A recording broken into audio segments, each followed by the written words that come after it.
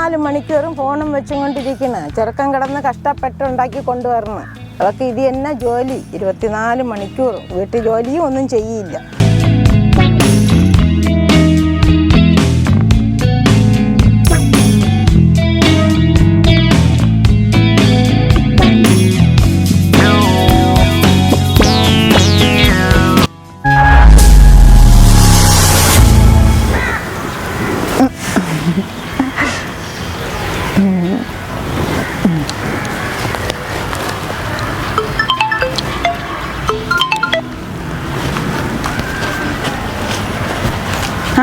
പറയടാ പറയടാ. ആ അവരിവിടെ ഉണ്ട്. അവരൊരു ഉച്ചയൊക്കെ ആകുമ്പോൾ ഇവിടെ നിന്ന് പോകും. ഞാനൊരു 3 മണിക്ക് ഇറങ്ങാം.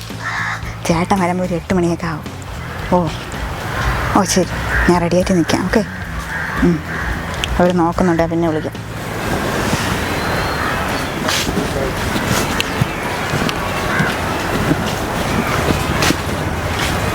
ഞാൻ റെഡി, നമുക്ക് ഇറങ്ങാം.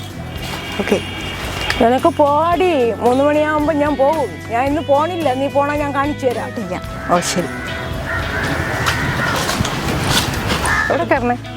ഇവിടെ കയറണേ? എനിക്ക് നിങ്ങൾ ഞാൻ പൂട്ടി താക്കോൽ മാറ്റി. എന്റെ ചെറുക്കൻ വന്നല്ലാതെ നീ ഇതിനകത്ത് കയറൂല. തുറക്കൂല, പൂട്ടി. ഇന്ന് ചെറുക്കൻ വന്നല്ലാതെ എന്റെ ചെറുക്കൻ വന്നിട്ട് നീ ഇതിനകത്ത് കയറുള്ളൂ. എനിക്ക് അത്യാവശ്യമായിട്ട് പോണ്ട. നീ അവന്റെ കൂടെ പോണേ? ആരുടെ കൂടെ പോണേ? പിന്നെ നീ ഫോൺ ചെയ്യണേ. ഞാൻ കണ്ടല്ലോ. നീ 3 മണിക്ക് ഞാൻ പോകണ്ട. എനിക്ക് വട്ടുണ്ട്. എന്നാ എന്റെ വട്ട് എന്റെ മോൻ വന്നിട്ട് തീക്കും. എന്റെ ചേട്ടൻ വരട്ടെ. ആവശ്യമില്ലാത്ത നീങ്ങില്ലേ ദേഹത്ത് കൊടുക്കണം. മര്യാദക്ക് ഡോർ തുറക്കൂല. ഇന്ന് തുറക്കൂല. അവൻ വന്നിട്ട് ഇതിനൊരു തീരുമാനം. ഇല്ല, തുറക്കൂല. അവൻ വരട്ടെ. നീ ഇന്ന് എവിടെ പോണെന്ന് എനിക്ക് അറിയണം. വരട്ടെ. അവൻ വന്നിട്ട് ഞാൻ എവിടെ പോണെങ്കിലും അവൻ വരണം. ഇങ്ങനെയല്ലേ പണ്ട് ഇങ്ങനെയായിരുന്നു. അങ്ങനെയാണ് മഞ്ഞപ്പിത്തം തന്നെ. ഇന്ന് എന്റെ മോൻ വരട്ടെ, വന്നിട്ട് കാണിച്ചു തരാം. മഞ്ഞപ്പിത്താണോ വരട്ടെ. അവൻ വരട്ടെ. ഒരു കാര്യം നടക്കില്ല. ഇല്ല, മാറൂല. എന്റെ ദേഹത്തോടല്ലേ. ദേഹത്തോടല്ലേ. താക്കോൽ എവിടെ? താക്കോല് മാറ്റി. ഇല്ല, എടുത്തോ. എവിടെ താക്കോൽ? എവിടെ? ഇല്ല, എടുത്തോ. തലവേദന എന്നല്ലേ.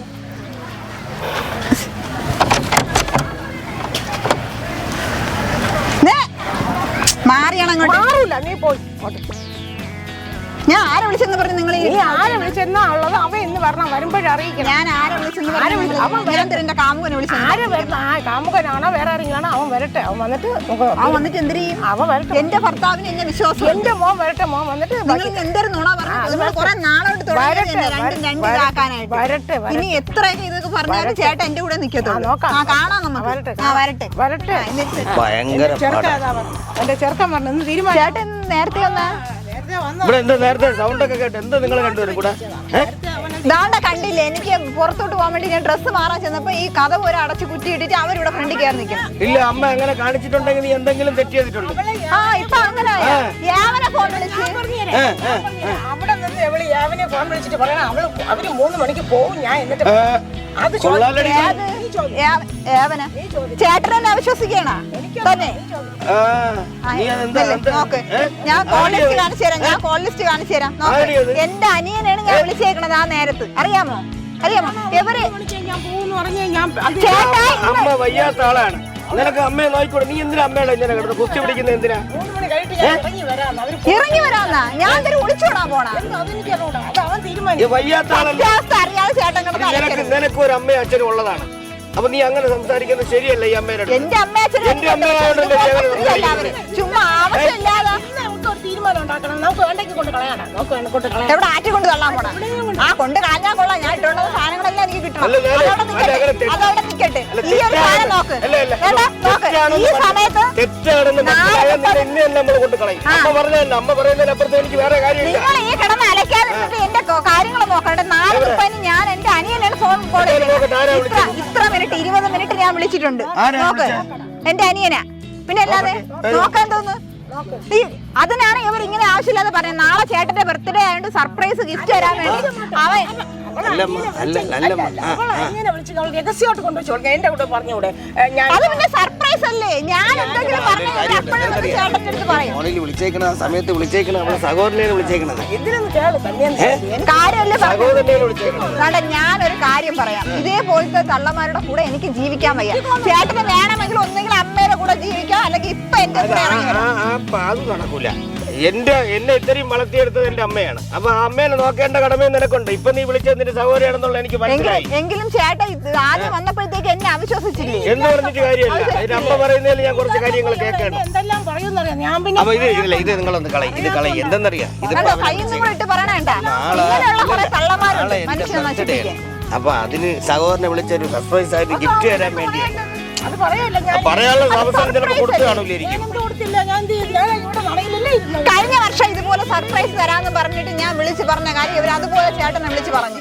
അതുകൊണ്ടാണ് ഞാൻ ഇപ്രാവശ്യം അറിയിക്കാതെ ആരും അറിയാതെ വെച്ചിരുന്നത്. ഇങ്ങനെ ഞാൻ ചേട്ടന് സർപ്രൈസ് ആയിട്ട് ഞാനൊരു കേക്ക് വാങ്ങിക്കാൻ കഴിഞ്ഞ പ്രാവശ്യം ഞാൻ പറഞ്ഞപ്പോ നിങ്ങൾ കൈയോടമ്മക്ക് കൈയോട് കൈ എനിക്ക് വേണ്ടവളെ കൈ എനിക്ക് വേണ്ടാളായി. നിങ്ങൾ അങ്ങനെ നിന്ന് ഒരു കുടുംബം എന്ന് പറഞ്ഞാൽ നമ്മളെ ഇമ്പം ഒരു മര്യാദ കൂടിയാണല്ലേ ഒരു കുടുംബം പോവുള്ളൂ. എന്റെ ചവിട്ടിൽ കൈ ചൂണ്ടിക്കൊണ്ടാണ് തന്നെടി എന്റെ ചവിട്ടിൽ കൈ. എന്നെ അവിടെ കിടക്കണം ആ മടി എടുത്ത് അടിക്കാൻ നോക്കി. അപ്പൊ പിന്നെ ഞാൻ ചൂടൂലേ? എന്തൊരു അപ്പൊ നിങ്ങൾ പറഞ്ഞത് നിങ്ങൾ ഒരുമിച്ച് പോവൂ. ഒരുമിച്ച് നിങ്ങൾ പോവാൻ നോക്കി. പറ്റൂല. നിങ്ങൾ വാടകയ്ക്ക് കൈ കൊടുക്കി ആ കൈ കൊടുക്കി നിങ്ങൾ രണ്ടുപേരും. എനിക്കെന്തായാലും എന്റെ ഭർത്താവിന് വേണം. ഞാൻ കടലിൽ ചാടും. എന്റെ മോനെയും വേണം. അതുകൊണ്ട് ചേട്ടൻ പറഞ്ഞോണ്ട് മാത്രം. ഓ ഇതിനെയൊക്കെ യോജിച്ചുകൊണ്ട് പോണ യഥാർത്ഥത്തിൽ ഞങ്ങൾക്ക് അവാർഡ് തരണം.